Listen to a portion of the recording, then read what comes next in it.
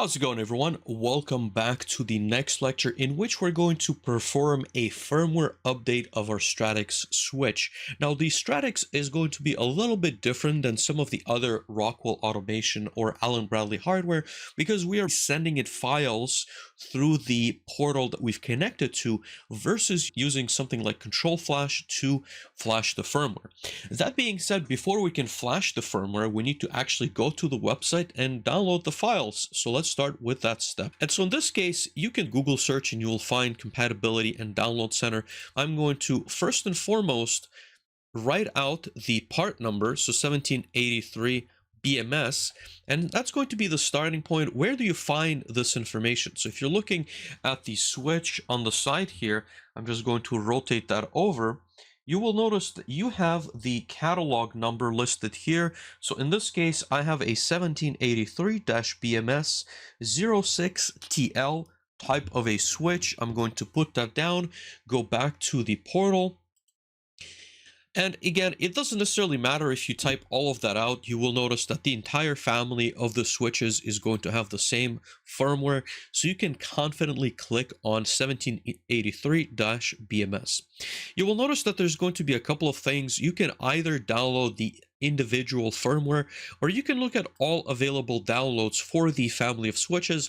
Again, you can obviously go and read every patch note. There's going to be documentation with every release, depending on what you're looking to do with your system. We're going to navigate to this 1783 Series A. In this case, I can expand by pressing the plus button, and you will notice the recommended versions of the firmware. Hi, my name is Vladimir Romanov. I am the founder of Joltek as well as Solus PLC.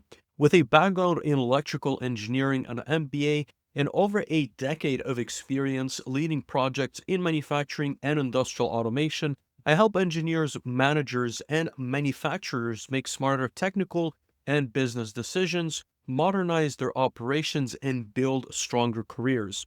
If you're serious about manufacturing, automation, and staying ahead in the industry, subscribe and join the community. And basically, this is going to be the latest, this 15.2 parentheses 8E8.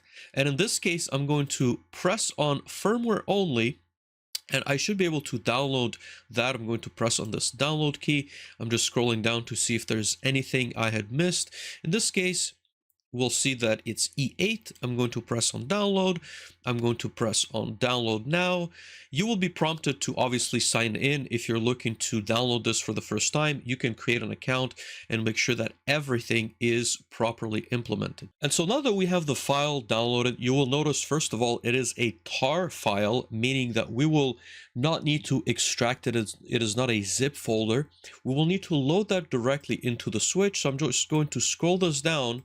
I'm going to navigate back to the device manager, double check that everything is working. Again, if you can navigate to a different page, it means that you are actually and actively connected to the switch.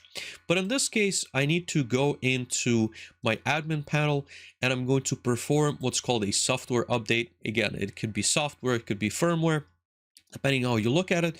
We're going to choose a file, which again is going to be found under the folder that I have just shown you. And I'm going to select the tar file, press on open. It should hopefully load everything as expected. So you'll see that there's going to be different stages: loading the tar file to the switch, verifying the tar file, extracting the software files from the tar file, and making sure that everything is installed. So I'm going to hit on update and I'm going to press on OK. All right, so we are back. This actually took longer than usual. For whatever reason, it took almost 30 minutes to load the firmware onto the switch, and it's a relatively small file, but in any case, I wanted to cut that out from the video.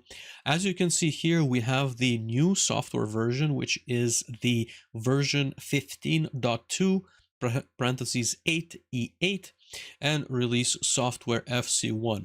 So everything has worked as expected. If I go back into my dashboard for the switch went through a reboot, but we should be able to see the exact same page as we had before. Nothing drastic has been changed, but in this case, again, we can see the software version It should update in just a moment. For whatever reason, again, these panels have been a little bit slow to load, but we have access to the switch on the exact same IP address, 192.168.1.70. And as you can see here, I am plugged in back in port 1, so everything is up. We can configure all these settings for the switch on this new firmware.